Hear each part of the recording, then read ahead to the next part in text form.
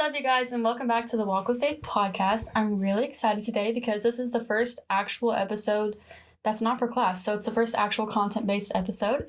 And I'm super excited because we have guests on today. So we have Ever and Ava on today. So I'm super excited.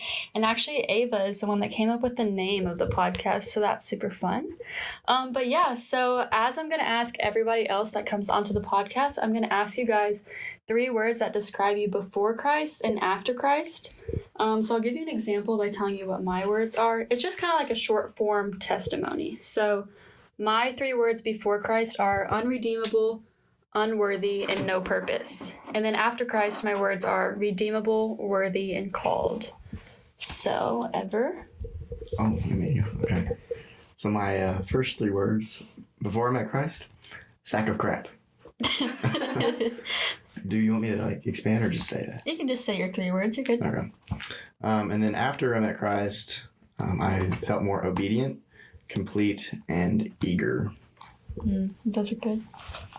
Okay, so before Christ, I felt fearful, unsatisfied, and unworthy. And then after Christ, I felt whole, loved, and safe. Those are good. All right, so today we're going to talk to you guys a little bit about what it is like being a Christian at college and in high school. So really just school in general and just what that looks like day-to-day life. And then we're also going to get a little bit into religion versus relationship and how those two really honestly go hand in hand. So yeah, I'm just going to start off by asking Ever just a little bit about who you are. Just share with the podcast a little about, just who you are, a little bit about your story. So I grew up in the church. I was a pastor's kid, but that doesn't really mean anything. I wasn't really following Christ, I guess. I was just kind of following the motions of what a Christian looks like. So on the outside, I kind of looked like a Christian, I guess. But I didn't really come to Jesus till high school, around sophomore or junior year. Probably junior year. That's kind of whenever I took off with my faith and started pursuing God more, and I'm still trying to pursue Him more every day. Now I'm at a Christian college now called Olivet, Nazarene University, and we're just getting through it, pretty much. Nice. All right, Ava, you can go ahead and share a little bit about yourself. Let's see. I am a senior in high school right now, so I'm not in college yet. I also grew up in the church, so my story is a little bit like his, but I wasn't a pastor's kid. I guess I kind of came to Christ. Well, I always knew who Jesus was, but I wasn't really close with him or had a relationship until junior year, probably in high school, or late sophomore year. But yeah, and I also really like ice cream. All right, so if you guys couldn't tell, these two are a couple. So just tell the podcast just a little bit about your guys' story together and how that kind of came to be. You want me to start? Sure. Okay. So I asked her to prom. Actually, a friend asked her kind of for me because I was too scared. And then she was like, "Oh, yes, of course. I'd love to go to prom with such a lovely man." And then we started going to Bible studies to kind of get to know each other a little bit more, hanging out, going out to eat. We weren't dating at that point, but we were hanging out. I guess talking would be the word. And then we kept going to Bible studies after prom, and I was like, man, I think she might like me. And I guess she did, because I asked her to be my girlfriend, and she was like, of course. So. Awesome. And we've been dating for almost 2 years. Yes. Yeah, that's what I was getting ready to ask, is how long you've been together. So what does that look like being a Christian couple, navigating that together? I don't know, just some things that you guys enjoy to do as a couple. I mean, I know you talked a lot about like going to Bible studies and things like that, but You want to go? Sure. Like Christian related things? I mean, yeah, Or just for fun. anything really. Well, we are doing this devotional right now by Sadie Rob Huff and Christian Love them. Huff. It's called Love First, and it's a 90-day devotional. Oh, do you have like the text? Are you signed up for the text videos? No. But we're also not on their track that they are right now. That makes sense. I'm going to start like 5 days later. But I didn't know that it was a thing. Okay. But anyway, yeah, that's been good. And it talks about your relationship with God for like the first 30 days, and then your relationship with your people that you're close with, and your relationship with the community. So we do that. Awesome. What do we do for fun? Nothing. I mean, that can be anything outside of. We that. go to church together. That's pretty fun. Starbucks. We do. Oh yeah. Oh, we just started this thing called Arbs and Starbs, Oh, and it's that like sounds we don't fun. know where to go. Arby's and Starbucks. So What's your favorite thing at Arby's? Classic beef and cheddar sandwich. Oh, I like yep. I get that double roast beef sandwich with what is it, strawberry? It's strawberry, not pink. Yeah. Yeah. Well, it's also pink. Their curly fries are the best. Yeah, those are good. Love them. And Yeah. then what else do we worship together? Worship team. On the worship team. Yeah. Also in our car, we worship. And then we hang out and watch rom-coms, and I try to watch scary movies, but she doesn't. She likes to watch SpongeBob, but I don't, so. Ava's top, SpongeBob and ice cream. Yes. And Jesus, of course. Not me, apparently. Oh, and you too, sorry. Okay, so now we can get into a little bit of these questions. So I asked you guys on Instagram to ask some questions just about what being a Christian in college looks like, or something you're struggling with, or really just anything related to that we would answer on here today.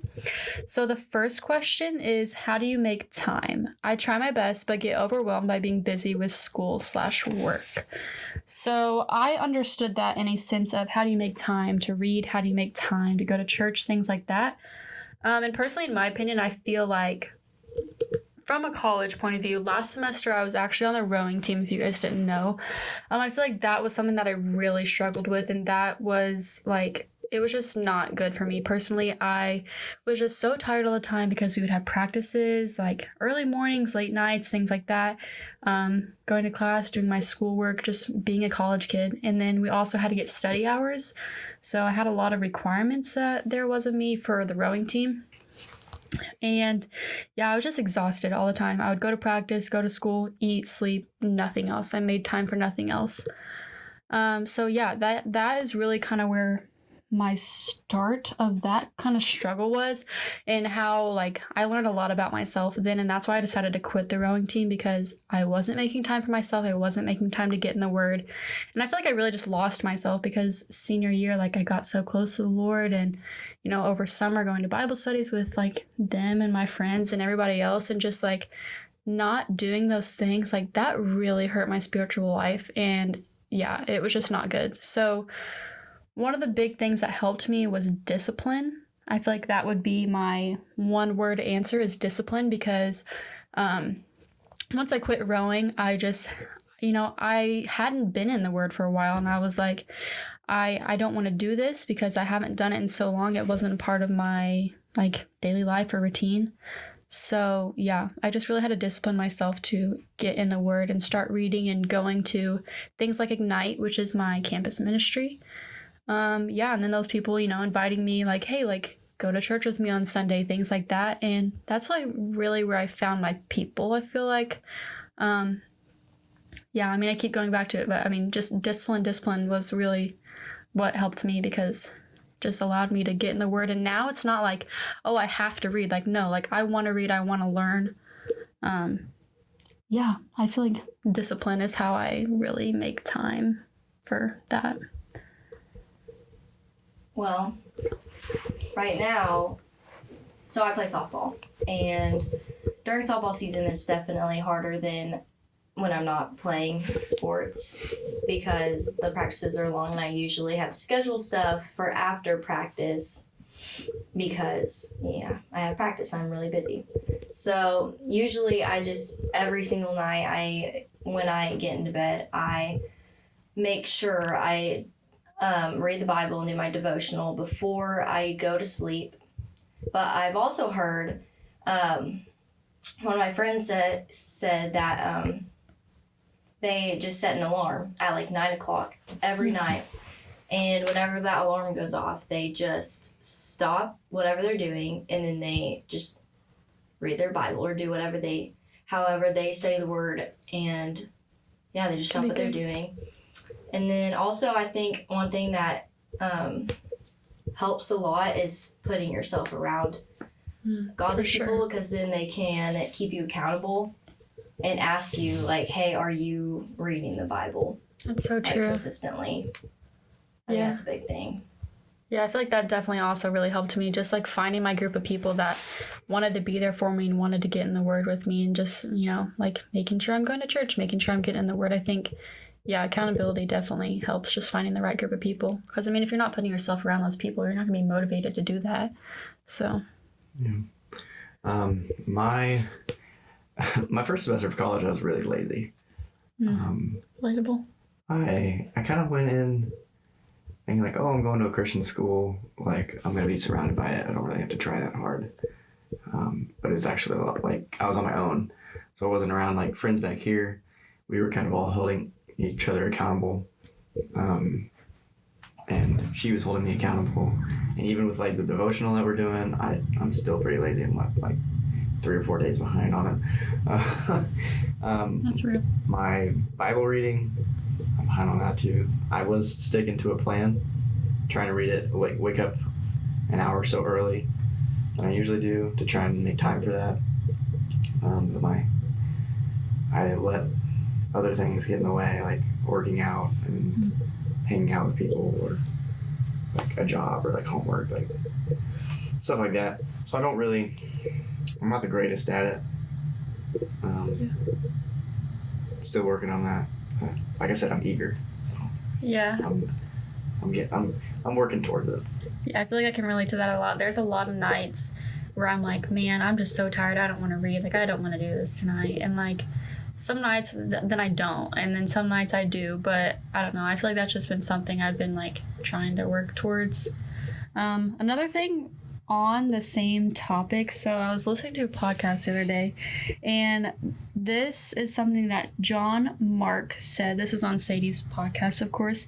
But his quote, he was giving a piece of advice, and his piece of advice was ruthlessly eliminate hurry from your life.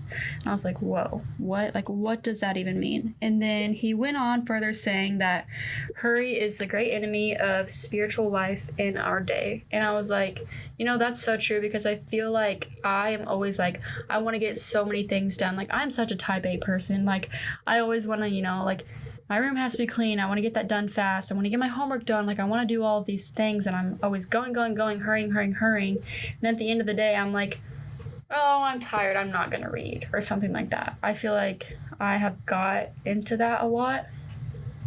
And then another thing he kind of went on to say there was that hurry and love are incompatible. And then, obviously the 1 Corinthians 13 about love, the first thing it says literally is love is patient. And so that's the opposite of hurry, is patient. And that has been something I've been working towards a lot this year, because I'm so impatient. Like, if I want something done, it's going to be done. I feel like that's just how I am. But how can we love others if we're being in such a hurry environment? We're always wanting to hurry to get all these things done. I just thought that, like, whenever he said that, I was like, man, that really just kind of spoke to me, because I was like, I am always such a hurry person. Like, taking the time to slow down and actually be in the moment is like, I don't know, it's just something that's really good. And like, I feel like being able to slow down and actually get into the Word and understand the words and take the time to, like, even sometimes I like won't understand like what I'm reading. I'm like, what does this even say? And another thing that has helped me with that too has just been like, I do like the compare on the Bible app. Like, I'll go on there and compare the versions. That helps a lot. But yeah, just taking the time to slow down and get in the Word, because I'm such a hurry person, I feel like. I think if you're going to read the Bible, like I've read through the Bible before, but I didn't retain all of it.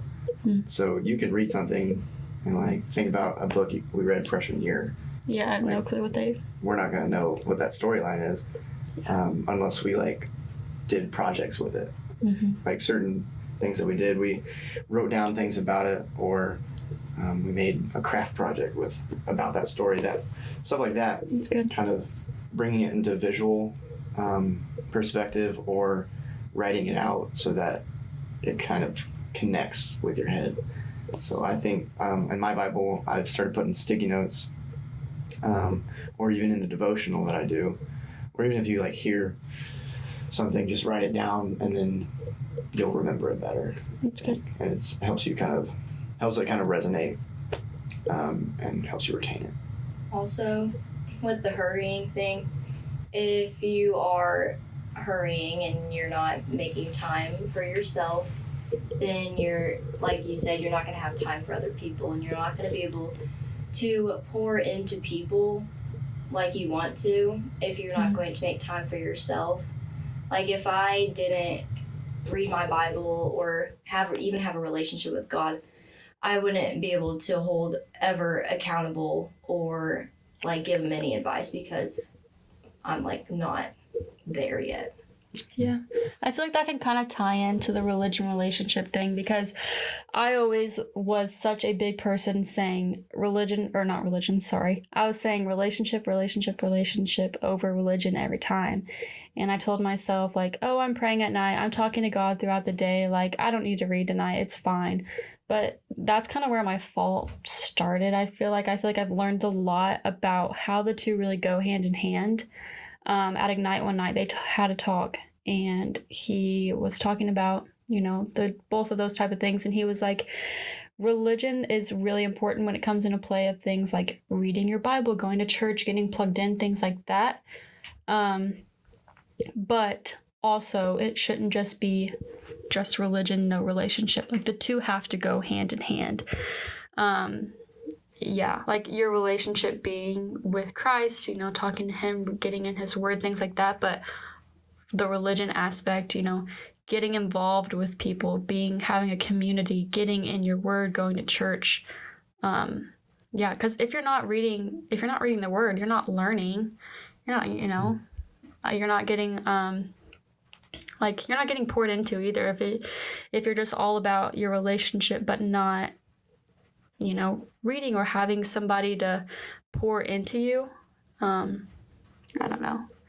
It's almost like religion lets you start the race, but like it gets you like halfway, and then the relationship lets you finish it. That's good. Yeah, well, I think we're also not following, like, you're not following the religion, you're following Jesus. Yes. And so it's not like Just a starting point. Like religion is such a vague thing, or not vague, but like such a broad thing, where even in the Christian faith, there's like all of those divisions. There's so many denominations, churches, and it's not saying like one is better than the other, but they're all following towards Jesus. And I think that's the biggest part. I heard this the other day. It said the devil's pretty in his schemes, I guess. And to think that he can divide the church up so much to where it like gets us all fighting about these little tiny things rather than focusing on who God really is, or that relationship with him.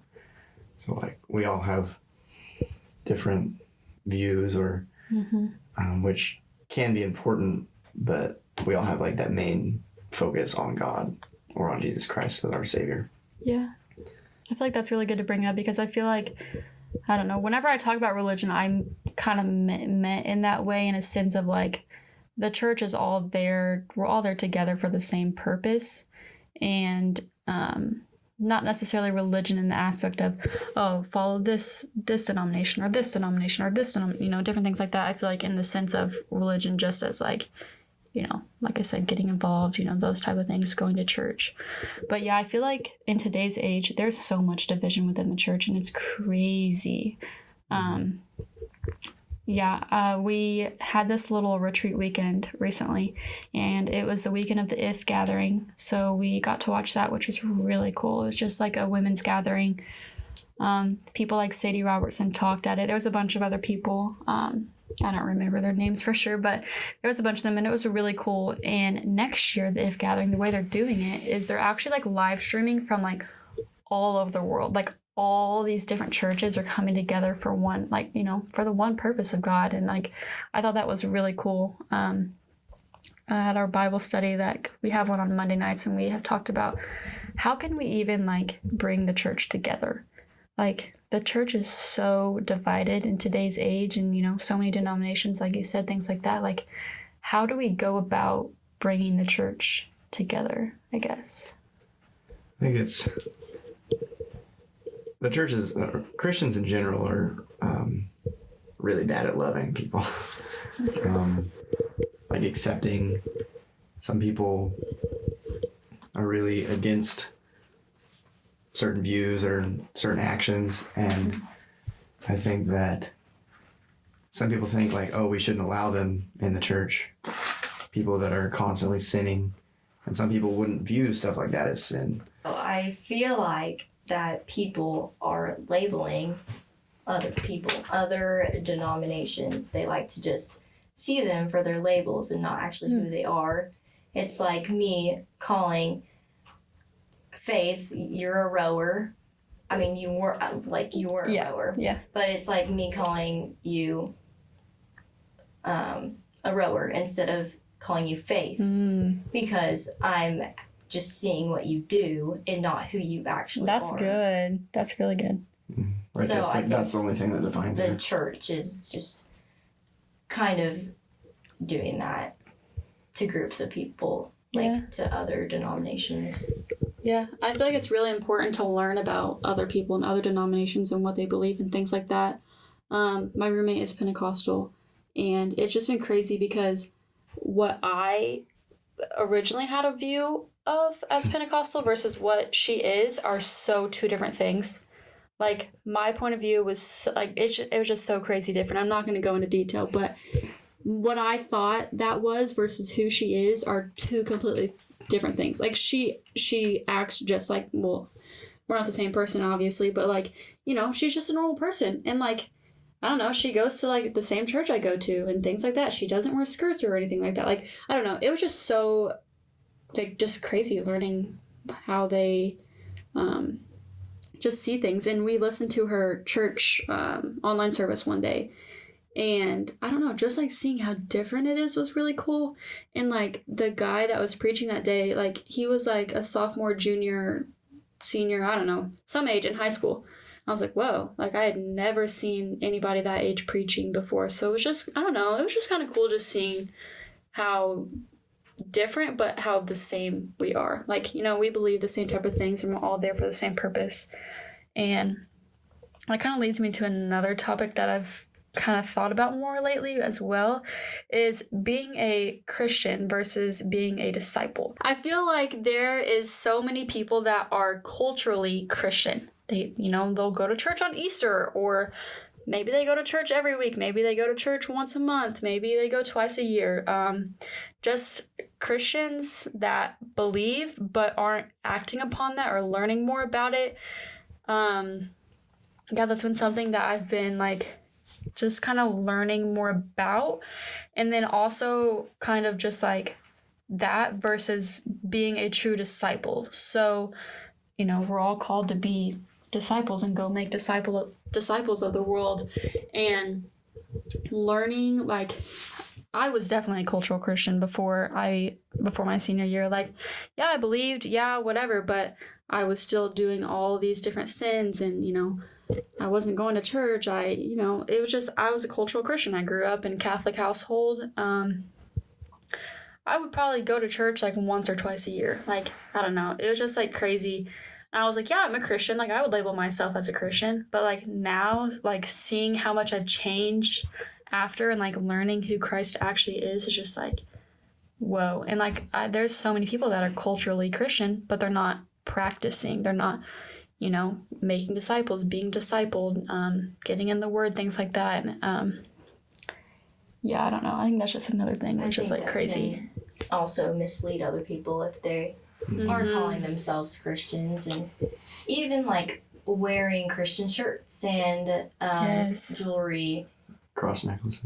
Yes, there's so many people that have cross necklaces. They don't even know what it like truly means, and it's just a different example than what it should be.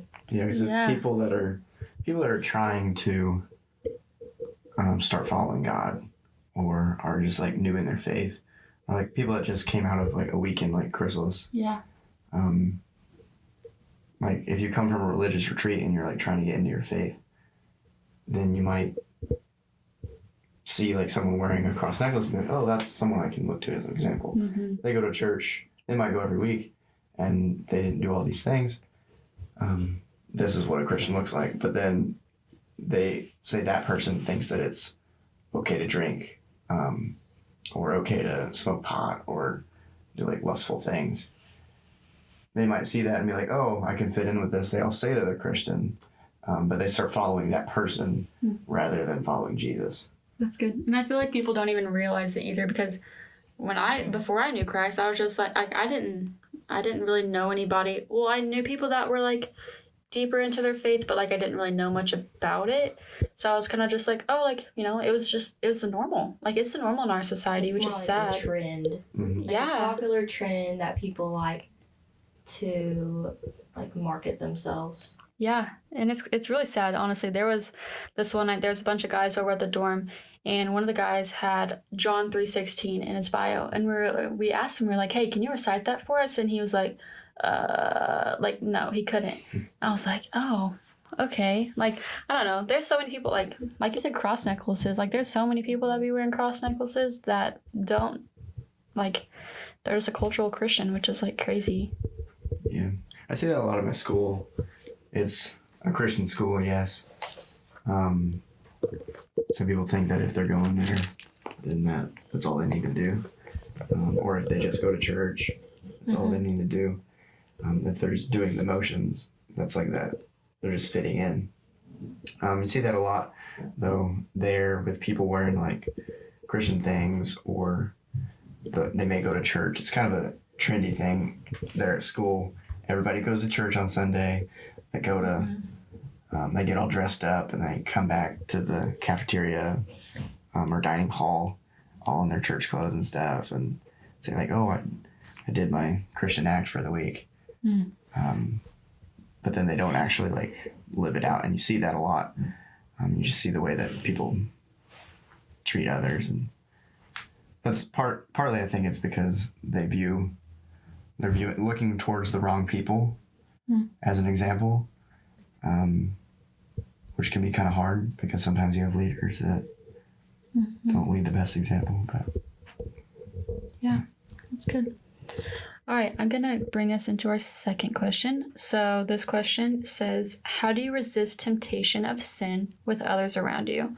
I feel like we can answer that from a friend, others around you point of view, and we can also answer that in a relationship point of view. But yeah, I feel like, man, this is so hard. I feel like one of the biggest things that has helped me is honestly growing in my faith, like getting closer to the Lord, because I feel like I'm just like, I really don't want to do that. I feel like whenever I first got in my faith, it could be easier to be like, oh man, I really do want to fall into that. I have a verse. One of my friends, her name's Grace, she's a sweetheart. She said this verse in her testimony, which was really cool. So it's 1 Corinthians chapter 3. I'm going to read verses 1 through 2. So it says, brothers and sisters, I could not address you as people who live by the Spirit, but as people who are still worldly, mere infants in Christ. I gave you milk, not solid food, for you were not ready for it. Indeed, you are still not ready. It was really cool because she talked about how she, at this one point, was, just on the spiritual milk, and never transferred to the solid food. In a sense of she was not maturing in her faith. I feel like that's something that's helped me with temptation is just getting, like, I don't know, just having a better relationship with Christ, and just maturing. I feel like I said, whenever I, like, first was getting into my faith, it was a lot easier to want to fall into those things because I'm still worldly. Everybody is. We're not perfect, and I'm not going to claim to be perfect. But I feel like whenever I was newer to my faith, it was easier to want to be like, oh, I kind of do want to fall into these things and do these things. But I feel like as I grew closer to the Lord, in a friend point of view, like somebody saying, oh, go to this party with me, or, oh, why don't you hit my vape, or take a drink of this alcohol, like whatever. Like, I feel like now, like, I'm just like, no, like, I don't even have any desire to do things like that. Another thing that has also helped me, like we've kept bringing up, is just community. I feel like finding the right group of people that won't tempt you to do things like that. And I mean, that's not always going to happen. There's always going to be temptation, whether it be with like drugs, alcohol, that type of things, or, you know, there's always different types of temptation. But in that sense, I feel like finding my community has helped because we're going to Bible studies together. We're getting in our word together. We're worshiping together. We're doing all these things. And like, we don't have any desire to do those like drinking, party, things like that. And I don't know, I feel like I'm at a point where like at school, I'm like some people like a Jesus freak. Like nobody's going to ask me to drink or vape or anything like that because like they already know I don't want to. They've already tried and they're just like, no. So they gave up. Yeah. Like somebody calling me that is such a compliment. Like if you call me a Jesus freak, you think you're hurting my feelings, but you're not. Like that's a compliment. A Toby Mac song. It's almost like when you're learning more about God and you're strengthening your relationship with him, he's getting bigger. And then when he gets bigger, he's like blocking everything else out. So then that's like all you want to run towards. It's like a bigger target. Yeah. Bar. Yeah. I feel like in that point of view, just like honestly growing in your faith, finding a good community is something that has helped me. I feel like I'm not really tempted anymore for the most part. I mean, there might be some things every now and then, like one thing I struggle with is like gossiping, you know, that type of temptation. Now that I don't know. I feel like I just have to pause and be like, okay, no, I can't do that. But the bigger type things, I put that in quotes because I don't know, but things like drinking, that type of stuff, like, no, like I just don't even care anymore. But like things like gossiping and stuff like that, like that's still hard. That's still something I still struggle with. And like, I still do it. I'm not perfect. I would love to say that I don't, but that's just not true. I have a thing. So one of the things I struggled with, what was it about? It was like temptation. Right? Mm-hmm. Yeah. So seeing other people kind of invite you into that like atmosphere of drinking or stuff like that. Whenever I kind of like turned my life around or started following God more, the people that helped me do that, seeing them fall back into their sin was really hard. And so even now I have a couple friends that are kind of going back. They're not like, you know, terrible people, but they're doing some things that they probably shouldn't. And seeing that kind of hurts. Yeah. And it's a lot harder to deal with. And then also, another thing, the like relationship. Are we getting into that? Yeah, I was going to say, you guys could kind of answer that from that point of view, because, I mean, I can't really speak to that, but... Temptation in a relationship, I guess, like, viewing other people, maybe? Is that, like, a lustful I mean, yeah. I know, I got to a point where, you know, the first few months of dating, it was kind of like this romantic thing. I wasn't really involving God in it as much, I don't think. I was kind of... It's like, oh, this is me and Ava. I wasn't really like braiding God into that. Strand of chords. I recently kind of what?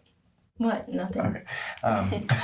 I recently talked to my RAs about this at college, about how I feel like I'm not looking to God as my number one, and I'm viewing Ava like if I was gonna pick someone, I'm like picking Ava.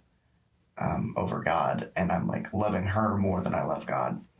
And I asked her if she felt the same way, and she's like, no, I love God more than you. And I was like, was kind of hurt, but I mean, that's a good thing. Yeah. that she loves God more.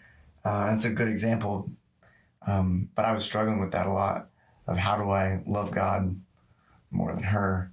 And then also, what I was saying earlier, I got to this point.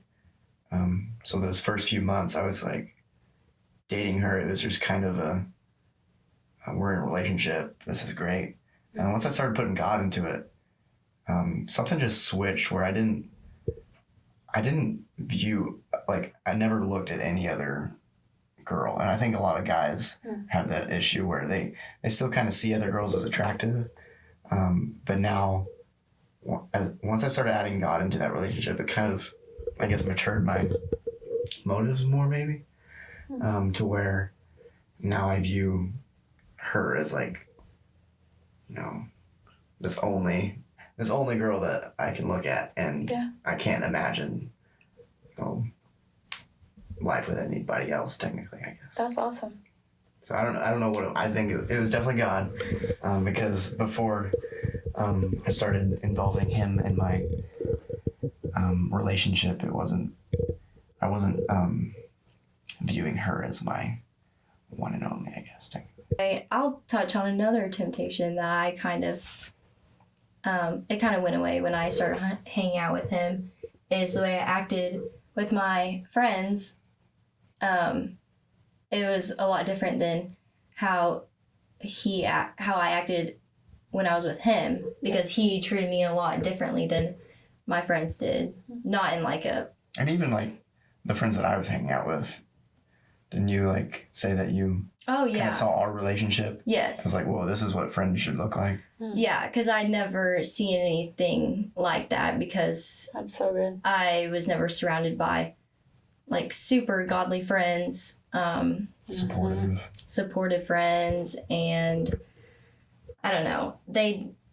His friends definitely helped me on my walk with God, and That's good. I just never experienced that before. I didn't know like what was right. So that was one thing that helped me when I started dating him, was just I knew how to act, and I knew who the godly people in my life were. That's good. Let's just say that.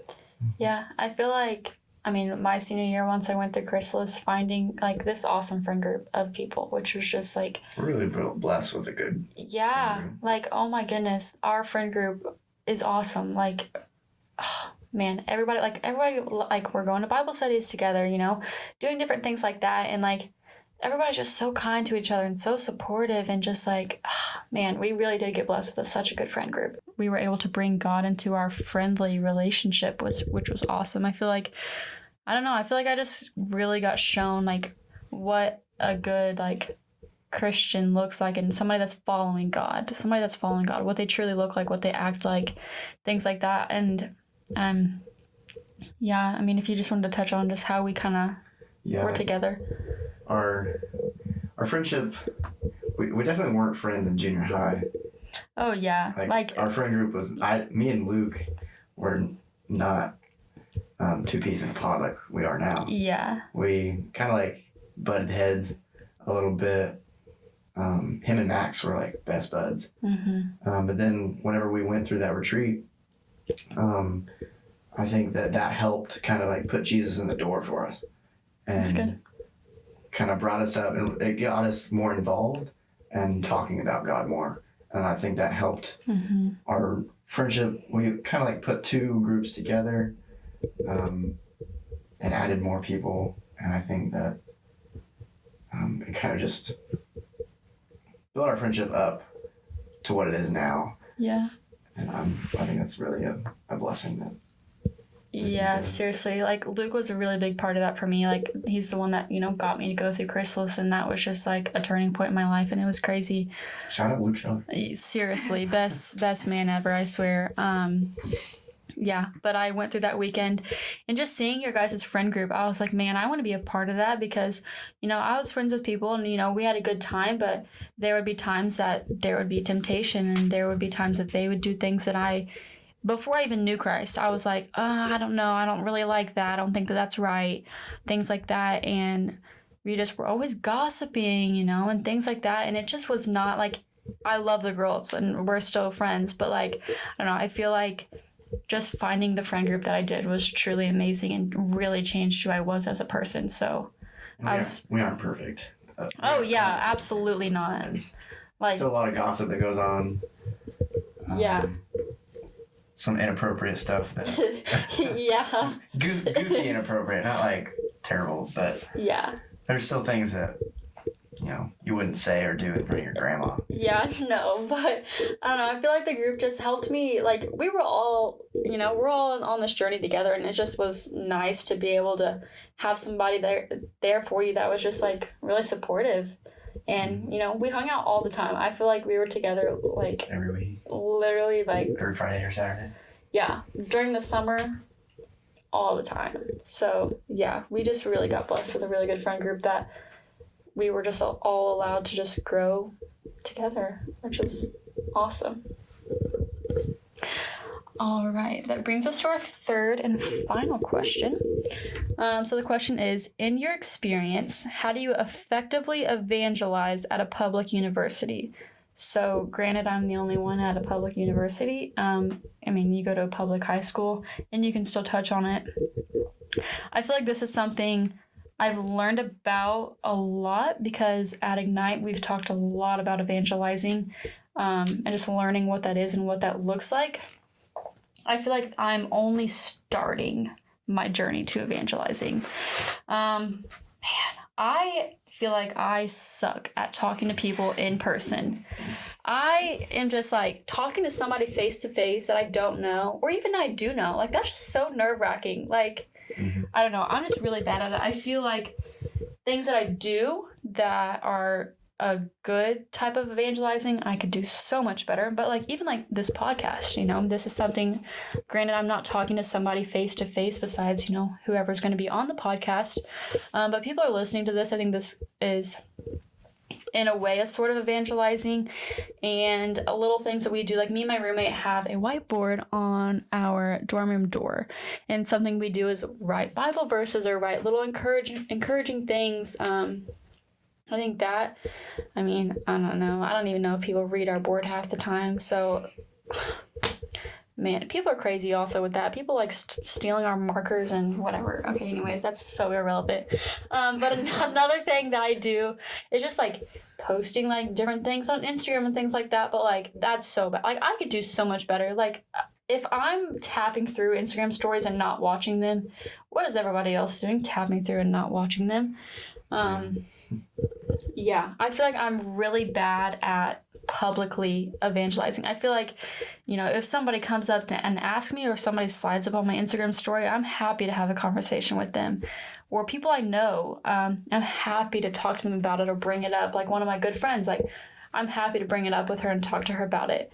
But I don't know, I feel like I'm really bad at evangelizing, especially like just like on campus with different people. I feel like I'm just taking that first step.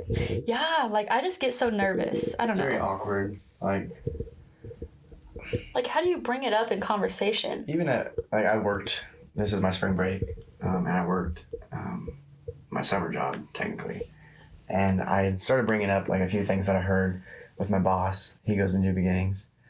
Oh, that's awesome. But this other coworker that we got there, like he's super inappropriate. That's really bad. And I kind of want to like bring up like, are you a believer, stuff like that, but it's really hard. Like I don't want to like make it, I'm scared to make it awkward between us during work. That's good. I think that's something I struggled with is that, but then also I don't know if this is considered evangelizing. Like I go out to other churches while I'm at school. I'm part of a program that goes out and like plays worship music, but that's in a church setting. So I guess I'm not really bringing people outside of the church to Jesus. Yeah. I'm just kind of affirming their. Yeah. I don't know, maybe. I feel like in a way, but. Yeah. That, and then also the whole like story thing. I post like songs that I like or videos of podcasts that are posted on Instagram that I think are meaningful to me, but I know people probably aren't really checking those out. Yeah, I feel like, that's kind of how I am. Like, things like that are awesome, but, like, I could do so much better. Yeah. Oh, wait, are you done with your part? Go ahead. Okay. Well, in one of Sadie's podcasts, I don't know who was talking because it was a while ago. They were just talking about awkward conversations and how sometimes you just need to awkwardly dive in. And I thought that was really cool because, like, you have a main point that you want to talk about, and if you just keep waiting, nothing's going to happen. And so you just need to flip the switch and awkwardly dive in, because you can't go back if you dive in. And then the other thing I was going to say, not about high school yet, but Vicky, shout out to Vicky. Love her. She's an angel. She is. She's SD. So she mentioned that she went to this retreat one time, and they had to do this like exercise where they had to take anything around them and start a conversation with it, and then turn it into a conversation about God. So, like, a water bottle, cool. You have to just start talking about a water bottle and then somehow make it lead towards God. So she said she likes to try to do that. So I thought that was really cool. And that would be, like, a good way to, like, plant seeds. Because you don't necessarily need to, like, say everything at once. You don't need to give them the whole rundown and ask the big questions. Sometimes you just need to plant a seed and make them think about it. Yeah. But back to high school. I am in FCA, but I think a lot of people know. I go to a little high school, and I think everyone knows that I am a Christian. Like, I am very serious about my faith. Jesus freak. I'm a Jesus freak. Yeah, tell them. And they just know how I am. Like, everyone knows how I am, and they know I'm not afraid, like, to talk to them about it. So I think people are not afraid to, like, come to me for questions and stuff. And I guess I have Bible study too. It's good. But yeah, I feel like you've opened the door. Like, with softball, you got people to come to the retreat, and same with your Bible study. Like, I think you kind of brought them to that retreat through your Bible study as well. I mean, that's actually the main thing that's on my mind usually at school, is just, like, how do I talk to this person about God? That's usually what's on my mind. That's awesome. And how their life would be different with God. Yeah. Yeah, I feel like that's really good. Something we've also talked about at Ignite. It's just, like, showing people, like, what they're missing out on. Like, it's hard to put into words sometimes. Yeah, and a lot of times we've talked about that too, is, like, saying, like, things that we've experienced where, like, this sounds so not real, but, like, that's how you know it's real. Like, you know, like, it just doesn't make sense, but that's how you know it's God. Something else, this is a little morbid maybe, a little dark. I saw this guy, I forget what his name is. He was saying that the reason we go out to people and, like, tell people about this is because we don't want them to burn. We don't, like, want them to live that life apart from God, because we know, like, how terrible it's going to be. We're told that in the Bible, and maybe it's depicted differently than it's actually going to be, but he was saying, like, we tell people about who Jesus is because we don't want them to eternally suffer. That's good. We love people, and we want them to, live with God, have a blast. Yeah, I feel like another thing before I came to Christ, something I didn't really realize, like I said in my 3 words, like, no purpose. Like, without believing, what are you living for? You know, that's a thought that's always came across my mind, is what was I living for? Because in my mind, looking back on it, I was just living to die. Like, I was living, I mean... Talk about morbid. Yeah. But, like, honestly, I was just there. I was just like, why am I like, here? Yeah, but, like... Sack of crap.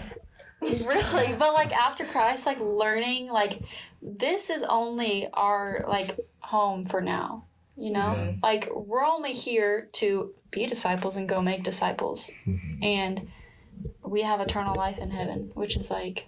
It's unfathomable. Like, what? Like, we do not deserve that by any means.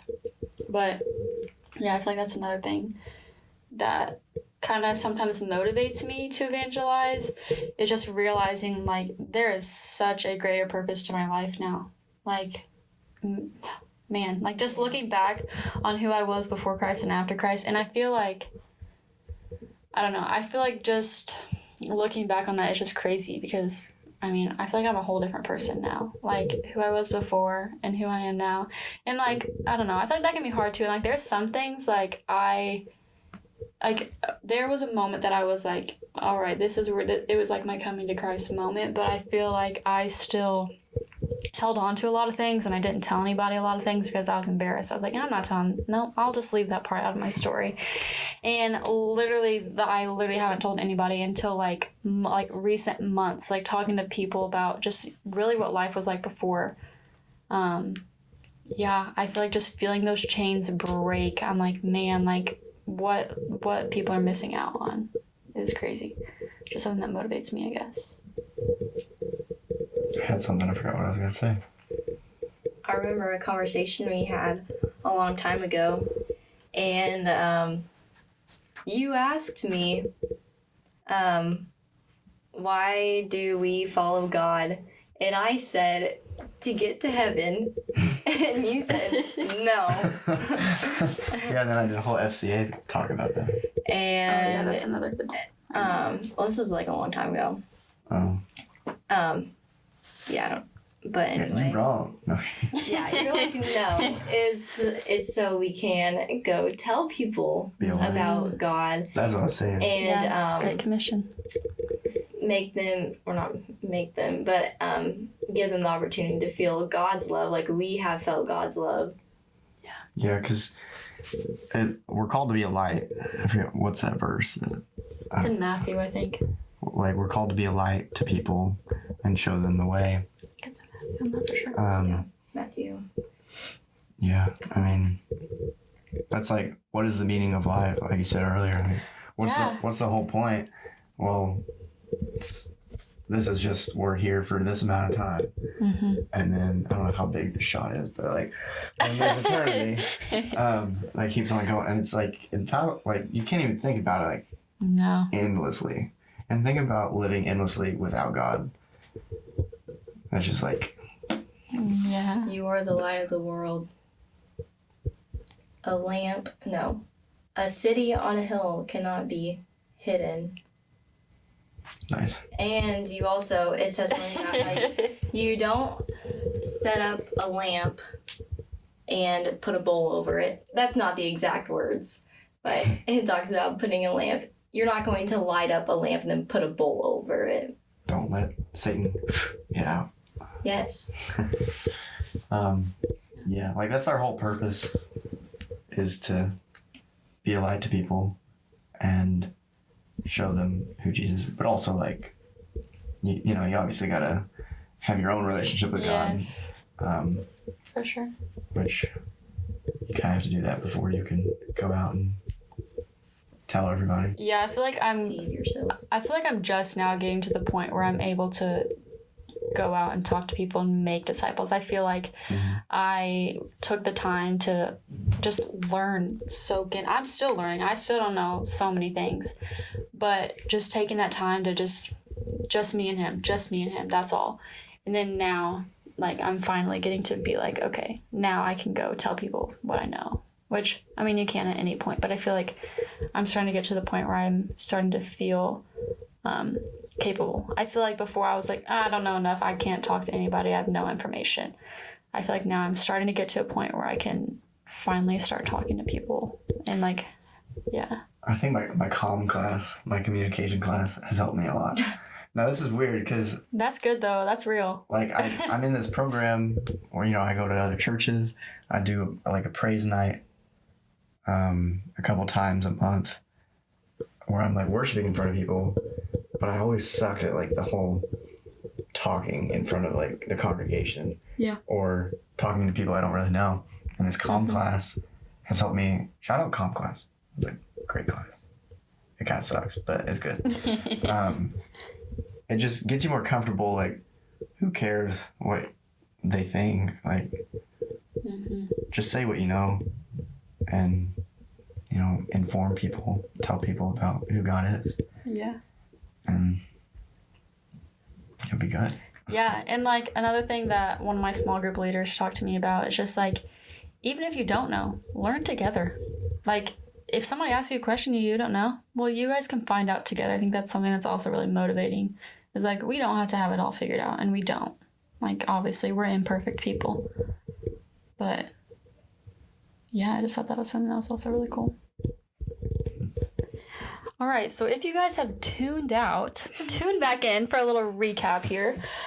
So we kind of just talked about, what it's like being a Christian in school and just daily life, making time for the Lord, making time to go to church, making time to get in the Word. Something that really helped me was discipline. Ava, I don't remember. The community, surrounding yourself with people to hold you accountable. Yes. Yes, helpful. And then our second question was about resisting temptation. I feel like really just maturing and growing in your faith is something that helped me and community as well. Yeah, accountability too. Yes. With temptation, having other people to and also confession. We didn't talk about confession. Confession's a good one. That kind of like, that is another really good thing. If I tell you I did something, that's like, I'm telling you and I'm owning up to it, and kind of like, it's a little awkward maybe. Awkwardly dive in.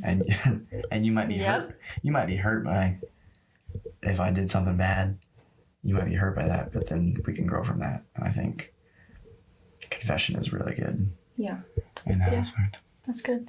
And then our last question was just about evangelizing. I feel like just dive in. I think that was... Dive in. Awkwardly dive in. Just gotta send it. I mean, that's what you gotta do. And if you don't start, then, like...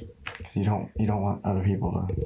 If you really love people, you don't want them to live separately from God. Yeah.